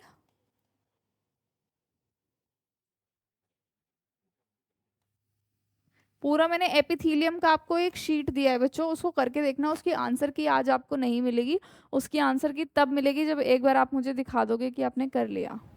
हाँ, कोई बात नहीं, अपने पास रखो। कहाँ मिलती है बच्चों स्ट्रेटिफाइड कॉलमनर? मैं लिख देती हूँ। अब इसका डायग्राम बनाने की जरूरत है, समझ गए होंगे। बेसमेंट मेम्ब्रेन होगी, मल्टीपल लेयर्स होगी, सबसे टॉप मोस्ट वाली कैसी होगी? कॉलमनर। ठीक है, तो ये कहाँ मिलेगी आपको? It is found in ducts of memory gland. तो जो मेमोरी ग्लैंड है उनकी डक्ट में ये आपको मिलेगी। लिखो इसको।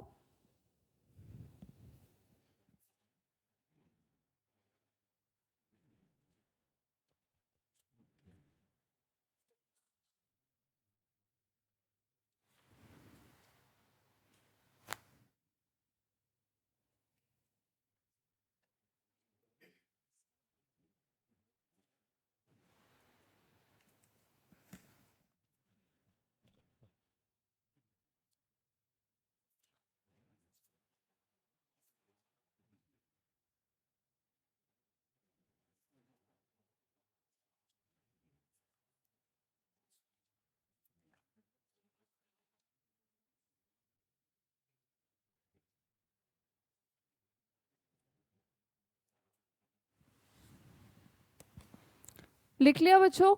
एक लास्ट में हमारी एक स्पेशल टाइप्स ऑफ एपिथेलियम बची है, जिसको मैंने यहाँ पे अभी तक मेंशन नहीं किया था। एक सेकेंड, यहाँ पे पेज ऐड हो गया है शायद से।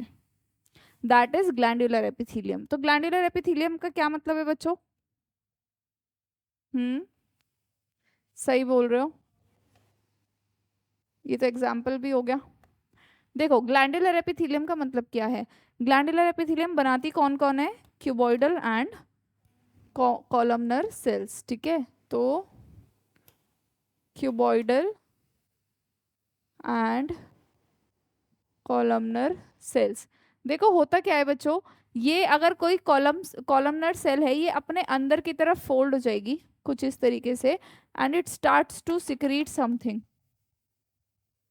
ठीक है, तो चाहे क्यूबॉइडल सेल है या कॉलमनर सेल है, ये अंदर की तरफ फोल्ड होके कुछ सिक्रीट करना स्टार्ट कर देगी, उसको हम क्या बोलते हैं? Glandular epithelium.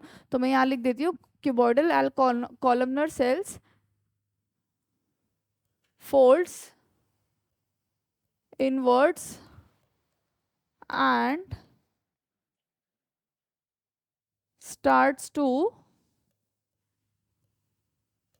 सिक्रीट। लो, बन गया ग्लैंड। ग्लैंड का काम ही क्या होता है? सिक्रीशंस को सिक्रीट करना। ठीक है, एग्जाम्पल बता सकते हो बच्चों? Goblet cells. तो इसका मतलब कि जो भी ग्लैंड है, ये बन गया ना पूरा का पूरा ग्लैंड।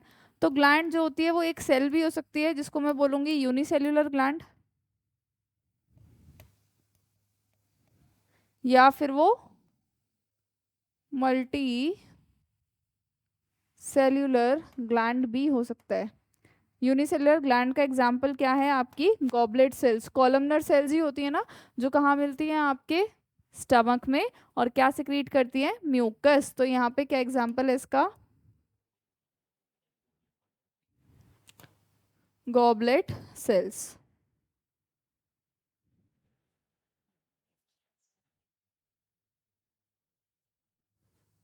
नोट डाउन करो बच्चों इसको।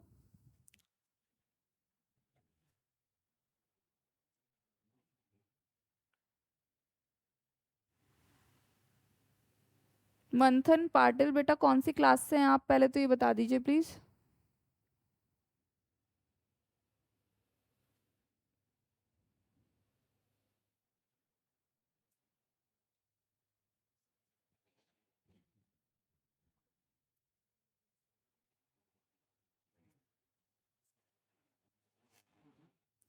लिख लिया?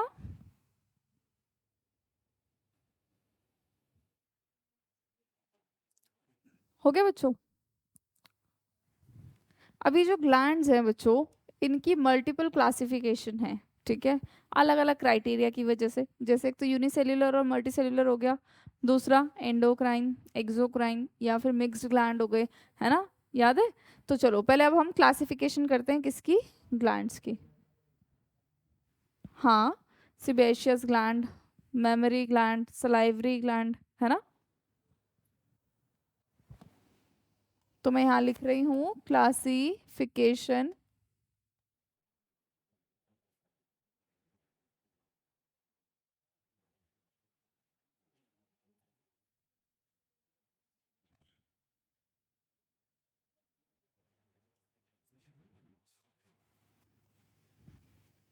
ठीक है, कितने होते हैं हमारे ग्लैंड्स बच्चों? एंडोक्राइन, एक्सोक्राइन और हेट्रोक्राइन। तो मैं यहाँ लिख देती हूँ एंडोक्राइन ग्लैंड,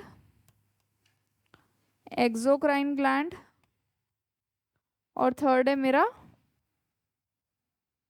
हेट्रोक्राइन ग्लैंड या फिर मिक्स्ड ग्लैंड। ठीक है, अब क्या मतलब है इसका बच्चों? एक्सोक्राइन का और एंडोक्राइन में डिफरेंस बता सकते हो? डक्ट और डक्टलेस, कौन सा होता है डक्टलेस? एंडोक्राइन। ठीक है, तो एंडोक्राइन कैसे ग्लैंड होते हैं बेटा? They are ductless gland. और इनकी सिक्रीशंस को हम क्या बोलते हैं? हॉर्मोन्स। तो इनकी सिक्रीशन को हम क्या बोलते हैं? हॉर्मोन्स। तो ये हॉर्मोन सिक्रीट करते हैं। इनके पास डक्ट प्रेजेंट होती है और इनकी सिक्रीशन क्या हो सकती है? एंजाइम्स हो सकती हैं, जूसेस हो सकते हैं, जैसे सलाइवरी जूस हो गया, ठीक है, बाइल जूस है, ठीक है, तो बहुत सारी चीज़ें हो सकती हैं। फिर ऑयल ग्लैंड है, स्वेट ग्लैंड है, वो सारी चीज़ें इसी के अंदर आ जाएंगी। और मिक्स्ड ग्लैंड का मतलब है कि ऐसा ग्लैंड जो एंडोक्राइन और एक्सोक्राइन दोनों फंक्शन कर रहा है। ठीक है, समझ में आया? आप देखो, एंडोक्राइन ग्लैंड को हम बोल रहे हैं डक्टलेस ग्लैंड है, ठीक है। सपोज करो एक ग्लैंड जिसके बारे में हम सब जानते हैं, कौन सा है वो? एड्रिनल के बारे में सब जानते हैं कि ये किडनी है। सपोज करो ये किडनी है, किडनी के टॉप पे होता है ये ग्लैंड, ठीक है। ये ग्लैंड काम कब करता है बच्चों? जब हमारा इमरजेंसी स्ट्रेस का लेवल हाई है, सपोज करो अब एग्जाम है कल तुम्हारा, या मैंने ही बोल दिया कि अब तुम्हारा नेक्स्ट वीक टेस्ट है, तो तुम्हारी हार्ट बीट बढ़ गई, ठीक है, तो मुझे बताना तुम्हारे साथ क्या क्या हुआ। तुम्हारी हार्ट बीट बढ़ी, ठीक है, तुम्हारा रेस्पिरेटरी रेट बढ़ा, तुम तेज तेज सांस लेने लगे। अभी नहीं लिया तुमने, तब लोगे जब तुम्हारे हाथ में पेपर होगा, ठीक है। तो जो रेस्पिरेटरी रेट है वो बढ़ जाएगा। पेपर देख के जब तुम्हें कुछ नहीं आएगा, तुम्हारी आंखें खुली की खुली रह जाएंगी, यानी कि प्यूपिल जो है वो डायलेट हो जाएगी या नहीं हो जाएगी? होगी या नहीं होगी बच्चों? डिपेंड्स किसको कितना स्ट्रेस है, ठीक है। ब्लड सप्लाई बढ़ जाएगा, मल्टीपल चीजें होंगी। अब ये देखो बच्चों, ये एड्रिनल ग्लैंड है कहाँ? और ये किस किस को कंट्रोल कर रहा है? हार्ट को भी, आई को भी। अब ये एड्रिनल ग्लैंड जो है इतनी डक्ट्स तो नहीं भेज रहा है, इसका मतलब ये क्या कर रहा है बच्चों? अपनी जो भी सिक्रीशन है उसको कहाँ भेज दे रहा है ये? ब्लड में। और ये ब्लड तो हर जगह जा ही रहा है ना? तो ये ब्लड हार्ट के पास भी जा रहा है, आपके लंग्स के पास भी जा रहा है, आंखों के पास भी जा रहा है। तो जो हॉर्मोन्स होंगे, जो भी हॉर्मोन्स होंगे वो कहाँ भेज दिए बच्चों, डायरेक्टली ब्लड में। और उसके बाद ये हॉर्मोन्स कहाँ जा रहे हैं, अपने इतने सारे टारगेट ऑर्गन्स पे। आया समझ में? ठीक है, तो एंडोक्राइन ग्लैंड क्या होता है, ये मैंने एंडोक्राइन के बारे में बताया है, इसको ऐसे कर देते हैं। ठीक है, समझ में आया? पहले इसको ड्रॉ कर लो, फिर मैं तुम्हें एक्सोक्राइन बताती हूँ।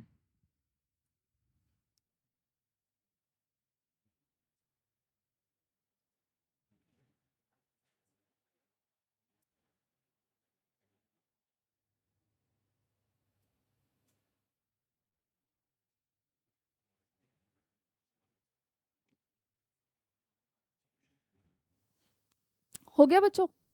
ठीक है, अब एक्सोक्राइन का क्या मतलब है कि इसके पास डक्ट प्रेजेंट है। अब देखो, अभी हम एक ग्लैंड के बारे में बात कर रहे थे, पैरोटिड ग्लैंड। ठीक है, चलो अब मैं अपनी गंदी ड्राइंग बनाती हूँ, रुको इधर।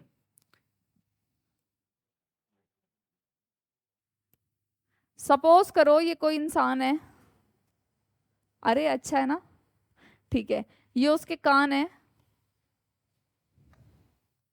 यहाँ पे क्या होगा, कहीं पे पैरोटिड ग्लैंड।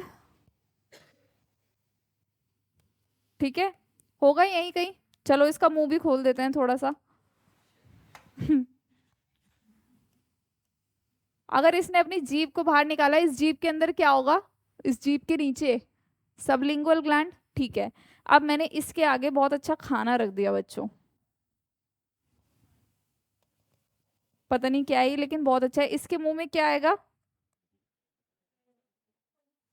पानी, जिसको हम कहते हैं saliva. Basically it is a reflex action, कि जब भी कुछ अच्छा खाने को मिलता है, हमारी मेमोरी के हिसाब से जो हमें अच्छा लगता है, तो हमारे मुंह में पानी आता है, वो सलाइवा होता है। ठीक है, अब ये देखो, एक ग्लैंड तो यहाँ प्रेजेंट है, एक इसकी जीभ उठाऊंगी तो उसी के नीचे दिख जाएगा मुझे। ठीक है, लेकिन इसने इसने और इसने अपनी सिक्रीशंस को भेजा कहाँ, यहाँ, यहाँ, यहाँ। ठीक है, और इनके लिए स्पेशल डक्ट होती हैं बच्चों। जब तुम आगे पढ़ोगे डाइजेशन, अब खैर क्लास 12 से हटा दिया गया है, नहीं तो उन डक्ट के नाम भी याद कराए जाते थे और उनकी लोकेशन भी, कि एक्चुअली में वो डक्ट माउथ में खुलती कहाँ है। ठीक है, तो पूरा एक पाइप लाइक सिस्टम है, एक डक्ट है, तो पैरोटिड ग्लैंड की जो डक्ट है वो खुलती है यहाँ पे, तो वो सलाइवा उधर से आ रहा है। समझ में आ रहा है? तो डक्ट के थ्रू आ रहा है ना, तो ये कौन सा ग्लैंड हो गया, एक्सोक्राइन। और इसकी सिक्रीशन क्या है, क्या ये हार्मोन, एंजाइम्स। उसके अलावा, उसके अलावा डाइजेस्टिव जूसेस लिख सकती हूँ मैं, उसी में ही भर भर के एंजाइम्स होते हैं। मेमोरी ग्लैंड से जो मिल्क सिक्रीट होता है, स्वेट ग्लैंड से जो स्वेट सिक्रीट होता है, सेबेशियस ग्लैंड से जो ऑयल, कानों में वैक्स आ जाता है, ईयर वैक्स, ये सब क्या है, ये एक्सोक्राइन ग्लैंड के सिक्रीशन है, क्योंकि ये हॉर्मोन्स नहीं है। हॉर्मोन्स कौन सिक्रीट करेगा, तुम्हारा एंडोक्राइन ग्लैंड, जिसके पास डक्ट नहीं है, क्योंकि हार्मोन को पूरी बॉडी पे काम करना है ना, उसका पूरा जनरलाइज्ड होता है ना उसका फंक्शन, तो है ना, आपने पढ़ा होगा, आप तो कंट्रोल कोऑर्डिनेशन पढ़ चुके हो आप। तो वो कैसे करता है बच्चों काम, कि वो ब्लड स्ट्रीम में अपनी जो भी सिक्रीशंस होती हैं, केमिकल्स होते हैं, उसको भेज देता है। एक्सोक्राइन समझ में आया? अब हेट्रोक्राइन क्या हो गया, ये नई बात है, इसमें एक्सो प्लस एंडो दोनों काम होने वाला है। इसका मतलब क्या है बच्चों, एक्सो का मतलब क्या है, कि डक्ट होगी,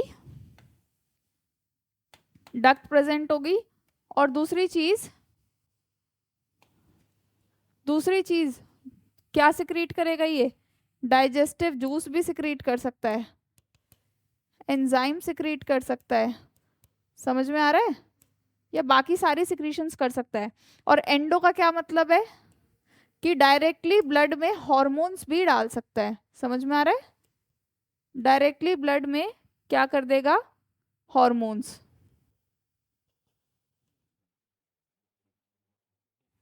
ठीक है, अब एग्जाम्पल बताओ बच्चों, इसके तीन ही एग्जाम्पल्स हैं, वो तुम्हें याद आने चाहिए। दोबारा बोलो। बिल्कुल सही। तो यहाँ पे हेट्रोक्राइन के तीन एग्जाम्पल्स हैं, ओवरी, टेस्टिस और पेनक्रियास। ओवरी से भाई क्या क्या सिक्रीट हो रहा है बताओ जरा, प्रोजेस्टेरॉन ईस्ट्रोजन ये तो हार्मोन्स हो गए, यानी ये उसके एंडोक्राइन पार्ट से सिक्रीट हो रहे हैं। एक्सोक्राइन से क्या हो रहा है? क्या है जो डक्ट से जा रहा है? ओवम, एग, ऑब्वियस सी बात है, तो वो भी एक तरीके की सिक्रीशन है ना। ठीक है, सिमिलरली टेस्टिस से टेस्टोस्टेरॉन और स्पर्म, और पेनक्रियास से इंसुलिन, ग्लूकागॉन, सोमैटोस्टैटिन, बहुत सारे हार्मोन्स होते हैं, प्लस पेनक्रियाटिक जूस। तो ये किस में आ गया आपका? हेट्रोक्राइन या मिक्स्ड ग्लैंड में। अब एक सवाल है मेरा आपसे, अगर मैं पेनक्रियास की डक्ट काट दूं जिसका नाम है डक्ट ऑफ विल्सन, ठीक है, अगर मैं उसकी डक्ट काट दूं तो क्या मेरे ब्लड में इंसुलिन और ग्लूकागॉन के लेवल को कुछ फर्क पड़ेगा? क्यों? क्योंकि वो उसके एंडोक्राइन पोर्शन से रिलीज हो रहा है, वो डायरेक्टली ब्लड स्ट्रीम में रिलीज हो रहा है, उसको डक्ट की वैसे भी जरूरत नहीं है। ठीक है, समझ में आया इतना? इसको नोट करो बच्चों जल्दी से। फिर एक और क्लासिफिकेशन बतानी है मेरे को बच्चों। एक्सोक्राइन का क्या होता है ना, एक्सोक्राइन इधर समझो, दोबारा से समझो बच्चों। देखो, एक्सोक्राइन ग्लैंड्स ऐसे ग्लैंड्स होते हैं जिनके पास अपनी सिक्रीशन को, देखो एक्सोक्राइन ग्लैंड को अपनी सिक्रीशन को अगर टारगेट ऑर्गन तक पहुंचाना है तो उसके पास एक पूरी की पूरी डक्ट होगी, इस तरीके से एक डक्ट होगी, यानी एक कनेक्शन होगा। ठीक है, अब सपोज करो एक एक्सोक्राइन ग्लैंड का एग्जांपल है हमारा सलाइवरी ग्लैंड। ठीक है, अगर इस सलाइवरी ग्लैंड में से जो भी सलाइवा बन रहा है उसको बकल कैविटी तक पहुंचाना है तो वो एक डक्ट के थ्रू जाएगा, यानी ये सलाइवा जो है वो इस डक्ट के अंदर पोर कर दिया जाएगा और ये डक्ट आपकी बकल कैविटी में खुलेगी। आप समझ में आ गया बेटा? ठीक है, आप लोग ये लिख रहे थे ना बेटा, लिख लिया? चलो, अब हम एक और टाइप ऑफ क्लासिफिकेशन पढ़ने वाले हैं। एक सेकेंड बस मैं चेक कर लेती हूँ। ठीक है, अब हम बच्चों एक और ग्लैंड्स की क्लासिफिकेशन पढ़ेंगे। तो ग्लैंड्स कैन बी, इधर देखो, glands can be holocrine, merocrine और एपोक्राइन। पता है बच्चों आप लोगों को ये क्या होता है? पता है आप लोगों को क्या होता है? ठीक है बच्चे, नहीं पता? देखो, अब ग्लैंड्स के अंदर तो सिक्रीशन बन रही है। एपोक्राइन का मतलब होता है, सपोज करो इस सेल के अंदर कुछ सिक्रीशन बनी, तो अब इस सिक्रीशन को रिलीज करना है, तभी तो हम ग्लैंड मानेंगे इसको। सिक्रीशन बनाने से क्या होता है, अब जब ये सिक्रीशन रिलीज होती है तो क्या होता है, इधर देखो, जब ये सिक्रीशन रिलीज होंगी तो एपोक्राइन में थोड़ा सा एपेक्स वाला पार्ट भी सेल का चला जाता है। समझ में आ रहा है? यानी हर सिक्रीशन पे सेल्स जो है उसका साइज छोटा होता जा रहा है। ठीक, हाँ, मेमोरी ग्लैंड। ठीक है, तो जो मेमोरी ग्लैंड होते हैं क्या सिक्रीट करते हैं? मिल्क सिक्रीट करते हैं ना वो, तो उसमें सिक्रीशन कैसी होती है बच्चों? एपोक्राइन। अब इनके पास तो हाई पावर ऑफ रीजनरेशन है ना, तो दोबारा बन जाएगा, कोई प्रॉब्लम नहीं है, सेल ग्रोथ हो जाएगी दोबारा से। तो ये इसका एग्जाम्पल क्या है? Memory gland. तो जो मिल्क होता है तो वो दोबारा से रीग्रो कर रहा है, हाँ, मतलब जब भी वो सिक्रीट करेगा तो अपना साइटोप्लाज्म का पार्ट भी देगा। ठीक है, समझ में आ रहा है? टिप जो होती है वो चली जाती है एपोक्राइन ग्लैंड में। ठीक बच्चों, मीरोक्राइन ग्लैंड के अंदर क्या होता है? हमेशा से जैसा हम पढ़ते आ रहे हैं कि जो भी सिक्रीशन बनी उसको पैक कर दिया वेसिकल में, और फिर क्या हो गई इसकी एक्सोसाइटोसिस, यानी कि आपकी जो नॉर्मल सेल थी उसको कोई भी फर्क नहीं पड़ा। ऐसे यहाँ पे कोई भी सेल की टिप जो है वो नहीं जा रही है, तो no part of cell is lost. Example क्या है इसका?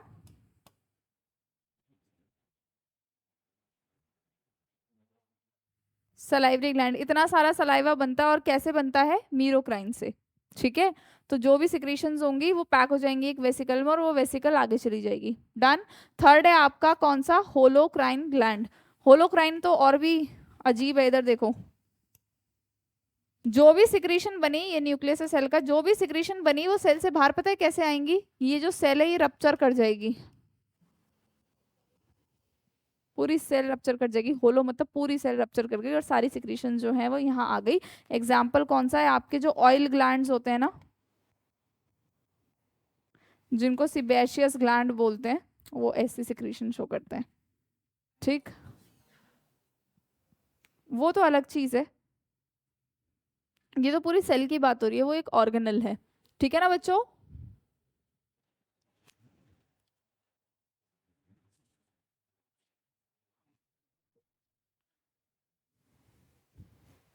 आया समझ में। मुझे नहीं लगता आज हमारा कनेक्टिव टिश्यू स्टार्ट भी हो पाएगा, है ना। एक छोटा सा टॉपिक और बचा है एपिथेलियल टिश्यू का, सेल जंक्शंस। पढ़े हैं? देखो, एपिथेलियल टिश्यू के बारे में हमने बोला कि ये टाइटली लिंक है एक दूसरे से, पहली चीज, और ये बेसमेंट मेम्ब्रेन से भी जुड़ी हुई है, दूसरी चीज। ठीक है, तो ऑब्वियस सी बात है कुछ जंक्शंस तो शो कर रहे होंगे, तो उनको हम पढ़ते हैं बच्चों एक कैटेगरी में, दैट इज सेल जंक्शन। तो हेडिंग डालो।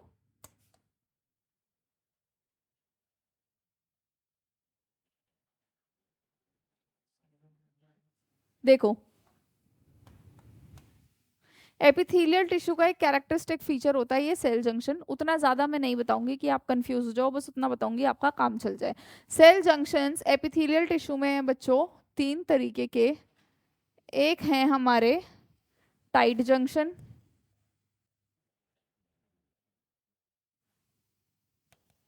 दूसरे हैं एडहेरिंग जंक्शन,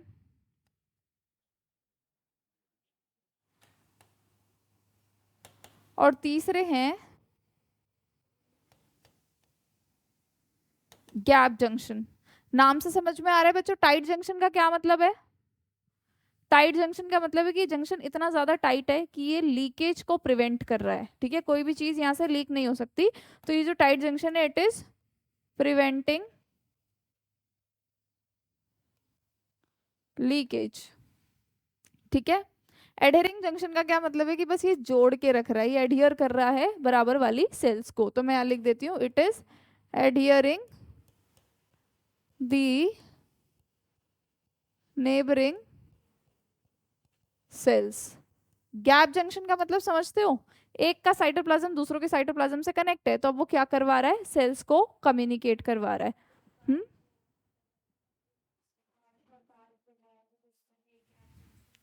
हाँ, इंटरकैलेटेड डिस्क, बिल्कुल सही। बिल्कुल सही, जो इंटरकैलेटेड डिस्क होती हैं they are the gap junctions. सही बोल रहे हो। तो गैप जंक्शंस क्या करती है, basically it is involve in the communication, यानी कि कोई भी एक सेल दूसरी सेल से कम्युनिकेट करेगी किस जंक्शन से, गैप जंक्शन से। पहले इसको नोट डाउन करो, फिर इसकी भी टाइप बताती हूँ। नहीं, जरूरी नहीं है बच्चों कि ये जंक्शन सिर्फ इसी टिश्यू में मिले। ठीक है, इस टिश्यू में ऑलमोस्ट सारे तरीके के जंक्शंस मिलते हैं, पर गैप जंक्शन आपको कार्डियक मसल्स में भी देखने को मिलता है। ठीक है।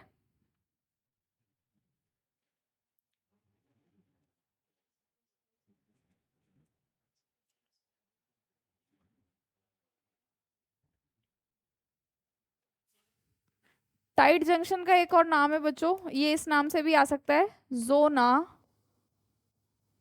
ऑक्लूडेंस। ठीक है, जोना ऑक्लूडेंस, टाइट जंक्शन को जोना ऑक्लूडेंस भी बोलते हैं। ठीक है, लिख लो। एडहेरिंग जंक्शन में तीन टाइप्स आए हैं आपके। एक है जोना एडहेरेंस, एक है डेस्मोसोम्स,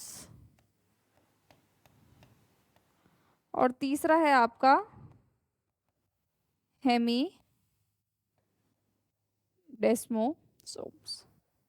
ठीक है, डन बच्चों।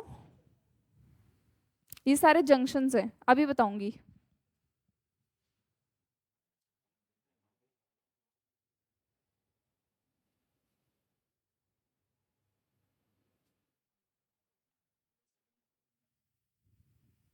बेटा सलाइवरी ग्लैंड मीजोक्राइन इसीलिए है कि जब सलाइवरी ग्लैंड अपनी सिक्रीशंस को सिक्रीट करता है तो वो अपनी सिक्रीशन को पहले एक वेसिकल्स में स्टोर कर देता है और फिर वो उस वेसिकल को रिलीज कर देता है।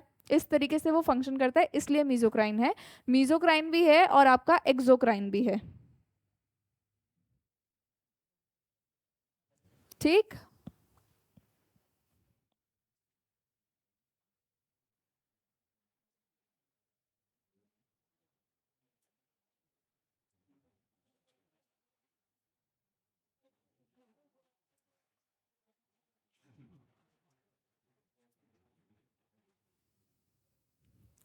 देखो बच्चों, बस मैं एक ओवरव्यू दे देती हूँ तुम्हें। टाइट जंक्शन जो होता है उसमें एक सेल और दूसरे सेल के बीच में बिल्कुल भी गैप नहीं होता, बिल्कुल एकदम टाइटली लिंक्ड होती हैं, तो ये लीकेज को प्रिवेंट करेंगी।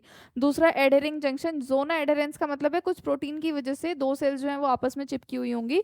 डेस्मोसोम्स जो होता है वो कैसा होता है बच्चों, आपस में इस तरीके से इंटरडिजिटेशन हो जाती है दोनों सेल्स की और आसपास में बहुत सारे प्रोटीन्स होते हैं। हेमीडेस्मोसोम्स का मतलब क्या है कि जो बेसमेंट मेम्ब्रेन है उसके ऊपर जो एपिथेलियल टिश्यू बैठा हुआ है वो किस जंक्शन के थ्रू बैठा हुआ है, हेमीडेस्मोसोम्स के थ्रू। यानी दोनों तरफ से कनेक्शन नहीं है ना, सिर्फ एक तरफ से कनेक्शन है। बेसमेंट मेम्ब्रेन के ऊपर एपिथेलियल टिश्यू रखा हुआ है, ठीक है।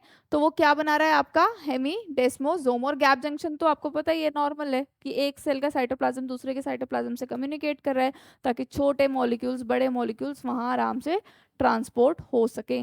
किसी को कुछ पूछना है आज की क्लास में? एक वर्कशीट है आप लोगों के पास, वो आप लोग कर लीजिएगा, ठीक है।